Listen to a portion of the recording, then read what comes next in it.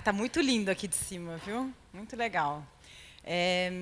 Bom, antes de falar um pouco da pesquisa, eu queria fazer alguns agradecimentos.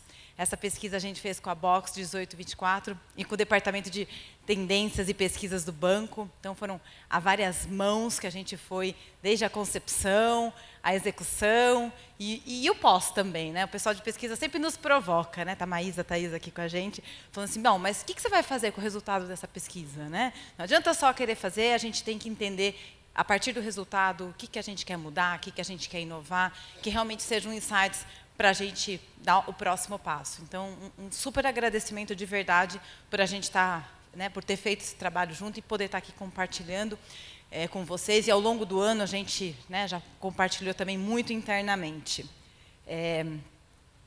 Aqui.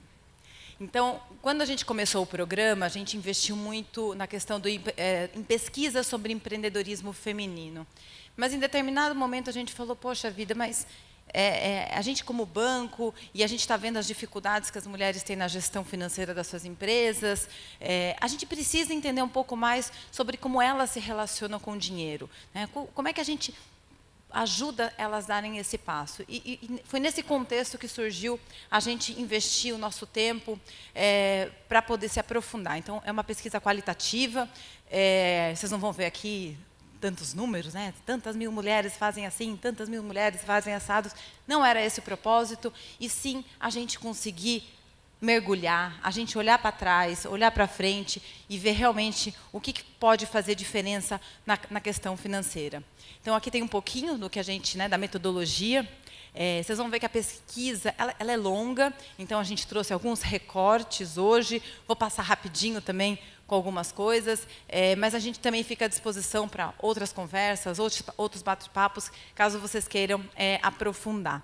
Então, a gente primeiro mergulhou internamente, a gente tem um monte de pesquisa lá dentro que a gente falou, poxa, vamos resgatar, nossa e do mercado. A gente fez uma análise sócio-histórica, não dá para falar de gênero sem a gente olhar para o retrovisor e ver a nossa história e ver como foi a evolução, inclusive, da humanidade, né, falar assim. A gente fez uma análise de tendências, para onde vamos, né? Para onde estão indo os novos comportamentos, e esses movimentos ligados ao feminismo que estão acontecendo. Como é que isso nos ajuda a projetar? Fizemos workshops internos, a gente recrutou mulheres, e aqui tem uma característica da Box, em que a gente pegou, eles chamam de mulheres beta, ou seja, aquelas pessoas que já são ótimas, vamos falar assim, são protagonistas da sua vida financeira e já têm atitudes diferenciadas. Como é que a gente aprende com essas mulheres? E a gente pegou classe A, B, C, pegamos São Paulo, Rio, Recife, para a gente ter uma amostra, fizemos vivências com elas e depois a gente fez grupos online e foi bem interessante, porque a gente escolheu algumas mulheres e nos grupos era com ela e com as amigas dela, né? Então, foi um pouco para a gente conseguir aprofundar e entender. A pesquisa ela tem 4 blocos. Um primeiro muito dessa análise sócio-histórica, o que nos trouxe até aqui. Depois, quem é ser mulher, né? O que é ser mulher hoje? Quais são as nossas características, né, que nos trouxeram até aqui e que vão nos levar para o próximo passo? A nossa relação com o dinheiro e o plano de ação, estratégia, caminhos futuros para a gente andar. E aí, assim, tem muita coisa para a gente voltar para trás. E aqui tem um dado, esse dado nem é nosso, do Instituto Avon, mas que a gente gosta muito, que é 87% considera que a população, né, é machista, mas apenas 24% se considera machista. Então, acho que é um pouco... O problema não é meu, o problema é do outro. É o outro que é machista. Imagina, eu não sou machista, eu não tenho isso. E aí é interessante a gente olhar isso, porque, ao mesmo tempo, ele não se vê como um agente que está, né, promovendo a manutenção dessas desigualdades. E essa é a primeira provocação que a pesquisa traz. Quem é que vai mudar essa realidade se não formos nós? E aí eu estou falando homens e mulheres, porque mulheres também são machistas. Então, como é que a gente traz isso? E aí a gente fez uma análise do indivíduo, da sociedade, do Estado, da economia, para trazer um pouco esse histórico.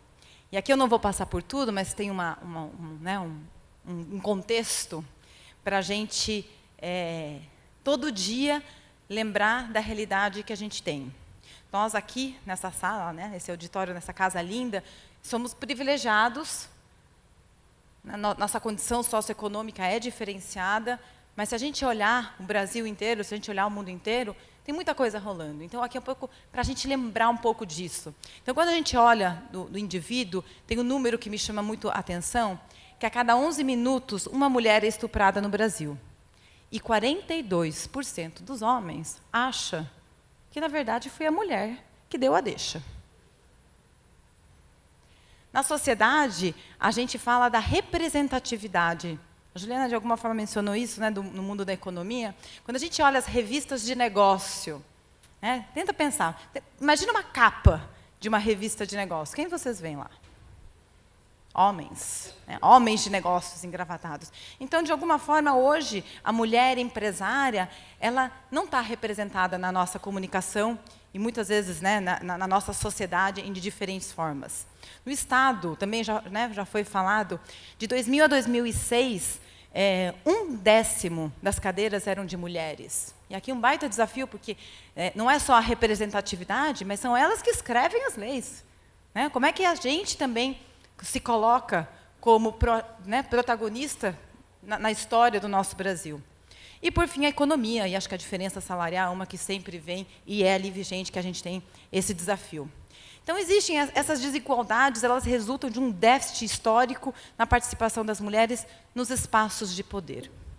E essa é a grande reflexão que a gente traz, e, de alguma forma, os códigos masculinos ainda estão muito fortes. E por que esses códigos masculinos estão fortes? Então, a gente foi lá atrás, a gente foi lá na pré-história, como é que era lá atrás? E se a gente voltar lá atrás, o direito era do matriarcado. As mulheres, elas davam, né, a vida, né, geravam a vida. E, de alguma forma, a posição que elas ocupavam na sociedade era outra. E ela era valorizada, de alguma forma, diferenciada, diferente do que é hoje. O que aconteceu? Quando a gente olha a Idade Antiga e até a Moderna, de alguma forma, o homem ele tem essa vontade de dominar a natureza, né? E aí vem caça às bruxas e muitas outras coisas, mas, de alguma forma, inconsciente ou consciente, de destruir essa autoestima feminina, excluindo as mulheres dos espaços de poder. Então, pensa, né? Quem era que dominava a igreja, Estado, forma de trabalho? Então, eram espaços masculinos, muito fortes. Então, isso por séculos. E que isso, de alguma forma, se concretiza concretizando nos dias de hoje, que o direito torna-se do patriarcado. Então, fica uma coisa assim, as mulheres são do lar, os homens são do público. E os espaços de poder estão no público. E todas as nossas características acabam sendo desenvolvidas ao longo do ano nessa dicotomia entre privado e público. As comunicações vão representar isso, as propagandas vão colocar a mulher dessa forma. Mas aí vocês vão dizer, não, mas muita coisa mudou. Né? E fato, muita coisa mudou. Acho que a gente tem uma evolução no último século que, sem dúvida nenhuma, é muito relevante. E aqui tem alguns números, vocês não vão talvez enxergar tudo, mas eu vou chamar atenção para algumas coisas, para a gente relembrar o quão recente são essas conquistas. Então, em 1940, por lei, as mulheres ganhavam 10% menos que os homens. No mesmo ano, elas representavam apenas 15% da força de trabalho. Em 1962, as mulheres começaram a ter CPF. Mulheres não tinham CPF. E vamos lembrar que para você ter uma conta em banco, para você ter a sua empresa, você precisa, né? CPF é essa pessoa que te torna economicamente ativa. Foi ontem, gente, 1962. Em 1988, com a Constituição de 88, é que homens e mulheres tiveram, né, seus direitos colocados como iguais, homens e mulheres. Então, é muito recente. É muito recente. E aí, isso traz um pouco essa carga do que é ser mulher hoje. Quem somos nós? Quais são as nossas características? E a gente foi a campo ouvir, né? Nessas vivências. Como é que você se coloca como mulher? E aí vamos ver, né? Se vocês vão se identificar com o que surgiu na pesquisa. E o que a gente percebeu é que existe um inconsciente coletivo da sociedade contemporânea. Todas nós, eu vou passar pelas características, de alguma forma, nos enxergamos nessas características. Algumas talvez em todas, outras em uma ou outra, mas existe um inconsciente coletivo, de alguma forma, colocado na mesa e que ele origina de todo esse passado que eu acabei de passar para vocês. Ser multi. Quem se acha multitarefa? Faz um monte de coisa ao mesmo tempo, dá conta da casa, do trabalho, de tudo. Sim? A gente vê com intuição. A gente identifica, né? A gente consegue sentir, a gente consegue ler as pessoas de uma outra forma, a gente consegue tomar decisão com base da intuição. A gente atua com criatividade, então a gente consegue pegar um problema, vira de ponta cabeça, repensa de uma forma diferente, né? No negócio, no trabalho, em casa, e fazer uma construção diferenciada. A gente é resiliente, a gente é guerreira, a gente supera a barreira, a gente não se acanha quando tem um obstáculo, levanta e vai para frente. E a gente ama com cuidado, a gente ama as pessoas que estão ao nosso lado, nossos filhos, nossos amigos, nossa família. A gente cuida de quem está ao nosso entorno. Vocês se identificam com essas características? São vocês? E a gente sempre assim, eu acho que eu estou na maioria delas, ou em algumas delas. Então, esse é o inconsciente coletivo. A gente se enxerga dessa forma. Mas uma coisa que a pesquisa nos trouxe, e a análise de tendência nos trouxe, é que, de alguma forma, e a gente aqui não está falando se é certo ou se é errado, se é bom ou se é ruim, mas, de alguma forma, essas características, elas são, talvez, um tanto limitantes. Elas foram construídas e reforçadas ao longo do tempo para manter o papel social da mulher no ambiente privado. E aí, a gente quer saber, como é que a gente caminha? Como é que a gente cria um novo consciente coletivo? Em que a gente consiga ir para o espaço de poder, o espaço público, onde a gente esteja nos cargos, nas empresas, na política, na sociedade, onde a gente coloque a liderança feminina de uma outra forma, que não seja reproduzindo os modelos masculinos. Esse novo consciente que a gente está falando, eu acho, e a gente ouviu muito dessas mulheres na pesquisa, elas querem questionar o status quo. Por que tem que ser assim? Por que a gente tem que cuidar da casa, da família, de casa, do cachorro? Por quê? É assim mesmo? Por que eu tenho que trabalhar desse jeito, das 9 às 8, quando, na verdade, eu queria de manhã ter livre, poder trabalhar até meia-noite? Ou fazer modelos disruptivos de negócio? Eu quero questionar tudo isso. Como é que eu vou exigir representações autênticas? Eu quero me ver na revista de negócio, eu quero me ver no ambiente político e quero me inspirar com outras mulheres que estejam nesses ambientes? Como é que eu conquisto espaços ocupados anteriormente por homens? Como é que a gente se empodera também do sistema? E nas histórias que a gente ouviu, a gente viu que as mulheres estão sendo muito criativas nisso, usando, hackeando o sistema, que foi um pouco como surgiu, para conseguir dar esse passo. E aqui vem a provocação. Será que, em vez de multitarefa, a gente não deveria falar que a gente tem uma visão sistêmica? Em que a gente inclui variáveis, que a gente tem uma percepção mais ampliada da tomada de decisão, em que a gente consegue ver o que está acontecendo nos diferentes ambientes, ou no Brasil, ou no mundo, e toma uma decisão com uma visão sistêmica? Essa não é uma característica nossa? Vocês enxergam que vocês têm visão sistêmica?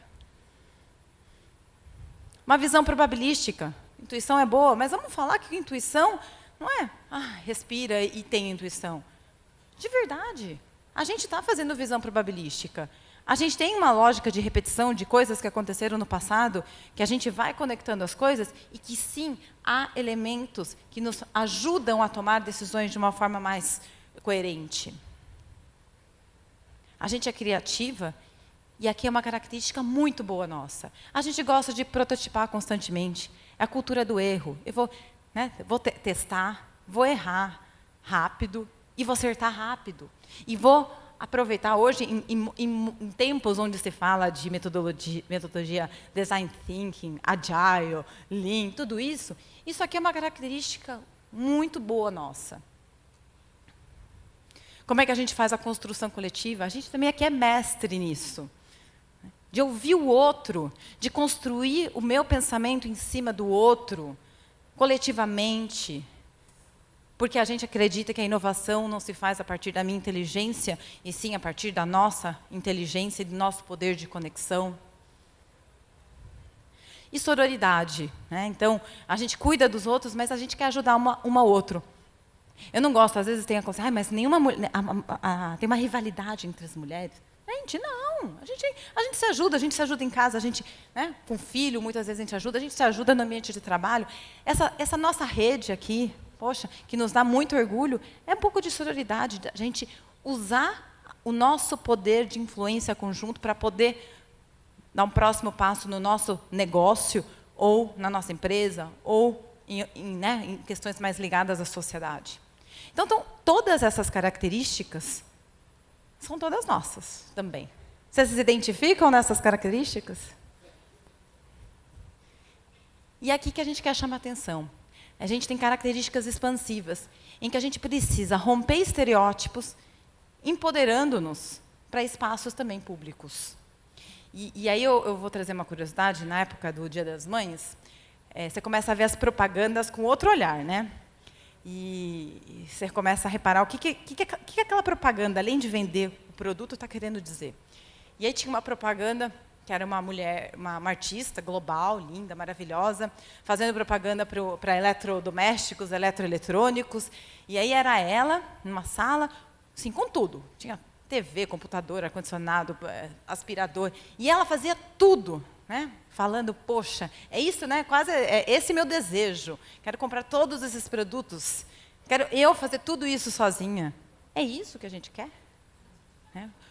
Como é que a gente constrói, inclusive, propagandas em que coloquem a mulher, em que homem e mulher têm um papel juntos nessa sociedade? Porque não é a mulher. Acho que é sempre como ambos têm esse papel. Como é que ambos dividem as coisas da casa? Como é que ambos sonham juntos nos seus projetos? Então, aqui tem um questionamento de que tipo de sociedade a gente está construindo a partir do que a gente é, do que a gente verbaliza e de como é que a gente também, né, comercializa os nossos produtos, como é que a gente vende nossos produtos para os nossos clientes. Então, aqui tem um pouco de projeção de para onde vamos.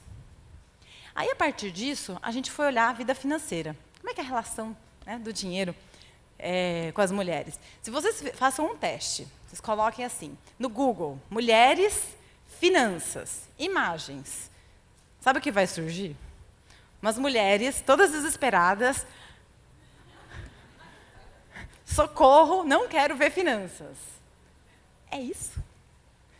Então, o que a gente foi ver? Que, mesmo assim, ganhando, né, as mulheres, é inegável que, cada vez mais, a mulher está ocupando cargos de liderança, empresas cada vez maiores, e estão ganhando mais dinheiro.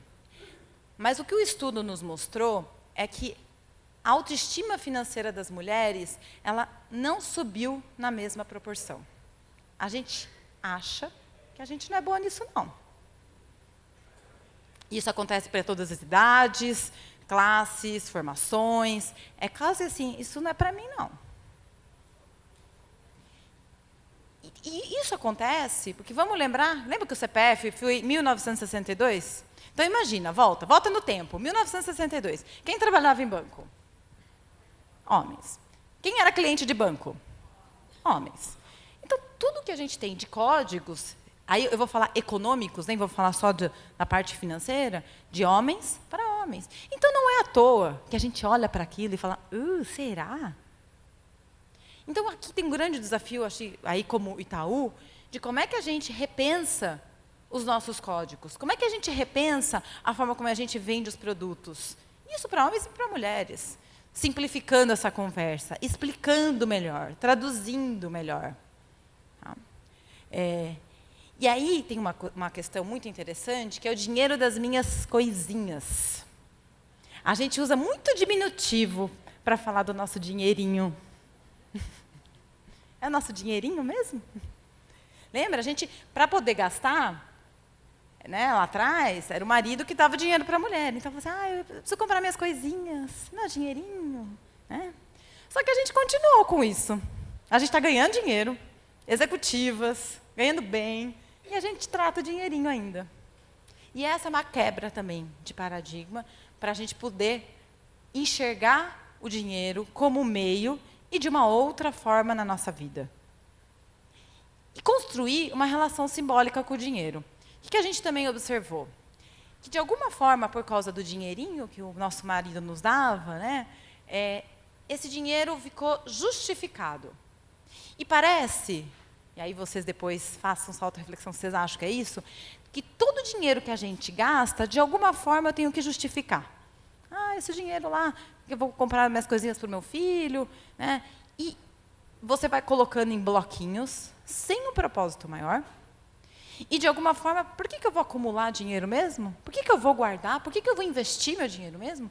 Quando, na verdade, o que a gente já está vendo como tendência, e muitas mulheres, sim, já estão fazendo isso, é dando significado para o dinheiro. Eu quero abrir meu negócio. Acho que vocês aqui são um grande exemplo, e vocês têm que ser multiplicadoras disso. Eu quero abrir meu negócio, eu quero fazer uma faculdade, eu quero fazer um projeto de vida, eu quero estudar fora, enfim.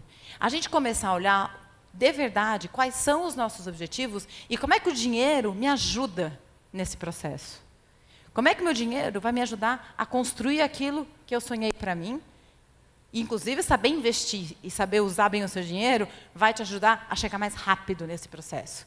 E aqui, a gente tem mulheres que já estão nesse caminho, mas a gente tem um desafio, falando como sociedade, né, porque aqui, como eu já falei, a gente é elite, é trazer as pessoas para esse empoderamento econômico que vai dar, né, espaço para espaços de poder, mas para ela também fazer os seus objetivos. E aí a gente foi olhar a jornada financeira da mulher. Né? Então, aqui tem o clássico, que é a consagração da mistura entre o dinheiro da PF e da PJ. Olha, vocês empreendedores, quantas vezes vocês já ouviram que não pode misturar o dinheiro pessoal com o dinheiro da empresa? Muitas, muitas. Todo mundo fala isso. Mas a gente está cometendo ainda esse erro. A gente está parando pouco para olhar o nosso dinheiro e saber fazer a gestão e saber fazer, né, fazer essa gestão. A gente está usando pouco a tecnologia ao nosso favor. Né? Então, é para anotar os gastos, é para fazer controle. Mas vamos usar, tem tanta coisa hoje para fazer, tanto da empresa quanto do pessoal, para usar um dinheiro, né, a nosso favor e saber fazer a gestão. E aqui, eu ando, toda vez que a gente fala desse assunto, a gente anda repetindo. Né? A gente vai nesses eventos, aí, direto, eu ouço o seguinte: mas eu odeio matemática. Excel? Pavor de Excel. Excel, HP? Nossa, não sei nem como liga. Não coloca na minha frente que eu não quero ver. Gente, a gente novamente está perpetuando mentalidades antigas. Então, a gente aqui tem um desafio de começar. Se você pensar isso, pensa, mas não repete. Não repete. No mínimo, para dar exemplo para o seu filho, para as pessoas que estão perto de você. Não vai falar, não, eu odeio Excel. Vamos combinar? Vamos combinar que a gente precisa romper essa barreira, que ela é fato. Existe uma... A gente viu o caso da Sodier, né, ela era uma boleira, ela cresceu, ela se profissionalizou em gestão, inclusive se profissionalizou na gestão financeira. Claro que ela tem alguém que ajuda, mas ela entende daquilo. É importante saber entender como é que o negócio é medido, o que é sucesso, o que não é sucesso, o que tem que melhorar, como é que precifica. Porque é isso que vai nos levar para um outro papel. E a gente tem as características. Lembra que a gente falou? Característica probabilística, visão sistêmica. É a gente usar isso a nosso favor. Poupança é sair, né, do dinheiro das minhas coisinhas para realmente pensar no nosso futuro. Não é nossa mulher, é da nossa família, né, da nossa empresa. E aqui tem um dado importante. A gente foi olhar os dados do banco e a gente viu investimentos de homens, investimentos de mulheres. Como é que vocês acham que as mulheres investem? Eu diria que grande parte está em poupança e em previdência. Os homens estão em poupança, em previdência, tem fundo, tem tesouro. Ou seja, ele está fazendo o dinheiro dele render a favor dele. Por que a gente também não faz mais isso? Por que a gente, novamente, qual é o objetivo? Como é que a gente faz com que... E aqui também é um achado da dificuldade, mas que muita mulher já também está fazendo isso, e que a gente precisa aprender com os outros. E aí vem a questão do amigo. A mulher tem uma característica que a gente viu já em outras pesquisas, de que ela gosta, né? Ela se sente bem tendo um advisory de alguém. Eu sempre brinco, né? Tá no trânsito, né? Imagina, anos atrás, estava seu marido dirigindo, você do lado, seu parceiro, aí você está perdida, aí você fala assim, para o carro, pergunta no posto. Vai lá. Não, eu sei, está chegando, não. Agora tem o Waze, salvou a vida deles. Salvou a vida deles. Mas é isso, as mulheres, elas estão mais dispostas a ter esse advisor, a ter essa assessoria para ajudá-las. E elas usam isso muito a favor. Então, é para usar muito a favor mesmo. E aí, para aquelas mulheres que se sentem mais confortáveis no ambiente financeiro, vocês têm um papel fundamental nesse processo, que é multiplicar isso. Talvez sentar, dar um apoio. Olha, eu consegui, eu aprendi, é possível, porque a gente precisa fazer esse caminho. Então, assim, em resumo, é um pouco disso.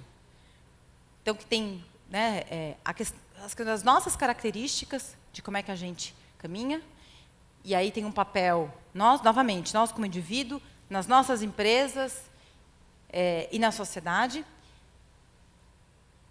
e a gente precisa aproximar mais o universo financeiro e o ser mulher hoje. Aproximar esses dois mundos vai nos ajudar também no empoderamento feminino. E a gente precisa fortalecer essa autoestima feminina ligada às questões financeiras. E aí, no nosso caso, a gente enxerga que a gente tem um papel, que é traduzir, fornecer ferramenta, produto, serviço, que ajude a explorar essas novas lógicas, que muitas vezes acabam não sendo bem traduzidas. E a partir daí, a gente entende que a gente tem dois caminhos. Um da comunicação e outro da estratégia de negócio. Não sei se vocês chegaram a ver uma propaganda do Itaú, agora da seleção, o apoio da seleção brasileira, que é uma menina, uma criança, que está jogando futebol, e na verdade, ela está com todos os bichinhos de pelúcia dela, então é um campo de futebol, e ela vai posicionando os bichinhos e vai jogando futebol com os bichinhos. E o que a propaganda diz a gente sempre apoiou a seleção masculina. Mas a gente também apoia a juvenil e a feminina. Mas a gente nunca falou disso, né? E talvez em outros tempos a gente teria colocado um menino para jogar futebol. Mas não, a gente colocou a menina. Então eu acho que a gente tem uma quebra, né, do lado. E aí eu sei que muitas de vocês também trabalham com comunicação. Então aí também essa provocação de olhar tudo que a gente faz isso também com um olhar de equidade, de gênero, né, nas peças de comunicação. E, do nosso lado, com a estratégia de negócio. Então, acho que a gente tem um desafio de integrar essa lógica no dia a dia do banco, né, no produto, soluções. A gente está fazendo algumas prototipagens com vocês. Não sei se alguém aqui já foi convidada para alguma prototipagem. Nossa, tem alguém hoje aqui? Mas a gente já está fazendo algumas coisas assim, onde a gente está fazendo produtos e vocês são convidadas a ajudar. Contemplar aquelas características em todo o nosso processo de comunicação e ter a representatividade feminina. Traduzir o banquês e estimular a sororidade financeira, né, facilitando essa conexão para as mulheres. Empoderar mulheres, donas de empresa, que a gente quer que vocês cresçam. A gente quer que a gente sabe da barreira psicológica que às vezes a gente tem para o crescimento das nossas empresas, parece que são contrapontos, né? Se eu crescer minha empresa, parece que eu vou ter que trabalhar mais, e não, se você fizer a gestão de uma forma diferenciada, você vai conseguir fazer as duas coisas. Então, o nosso grande objetivo, né, acho que aqui fala um pouco, é a gente conseguir também que vocês tenham negócios mais inovadores e maiores. E aqui uma reflexão para vocês, né? O que a gente espera também que essa pesquisa traga reflexões para nós, mas também para vocês. Então, que vocês olhem para as características expansivas de vocês. Vocês tinham parado para pensar? Né? Só que eu ser mulher, então, né, do que vocês são e do que vocês falam. Encarar as finanças pessoais e da empresa de frente, sem medo, pedindo ajuda, mas sabendo que isso sim é um passo importante para vocês poderem dar o próximo passo. Ambicionar e projetar onde você e suas empresas querem chegar. Você pode até dizer, não, eu não quero que minha empresa cresça tanto, mas, poxa, eu quero que a qualidade dela seja a melhor possível. Pô, não, mas eu quero expandir, quero ter 1000 franquias. Então, a gente precisa ter esse exercício, usar as nossas características expansivas para poder fazer essa projeção. E aí eu acabo um pouco aqui com essas perguntas, né? Para vocês, sempre se fazerem. Qual é o seu sonho? A meta que vocês têm? Por que vocês têm esse sonho? Qual a causa que está por trás? Qual é o propósito? Não é só crescer a empresa ou ter tantas franquias, mas o que mexe aqui, que faz você querer dar esse caminho? O porquê que você tem esse sonho? Qual a distância que separa você e seu sonho? É bom saber listar, né? Ajuda, só de falar deles ajuda a gente já a dar o primeiro passo. E quais são as competências suas que podem te levar para o próximo passo? Quais são suas fortalezas? E aí esse convite para realmente vocês olharem todas as suas características. Claro, a gente coloca aquelas limitantes, na verdade, é uma forma da gente colocar, mas olhar aquelas características, olhar as características expansivas, para de fato vocês entenderem que sim, a gente tem o poder de realizar e o poder de fazer acontecer para as empresas. Não, e aí, novamente, não só para vocês, para a nossa sociedade, homens, mulheres, filhos. O Brasil, né, se Deus quiser, vai crescer. E a gente precisa da força do empreendedorismo feminino e masculino para também mover esse Brasil. Então, a gente conta muito também com todas vocês. Obrigada, gente.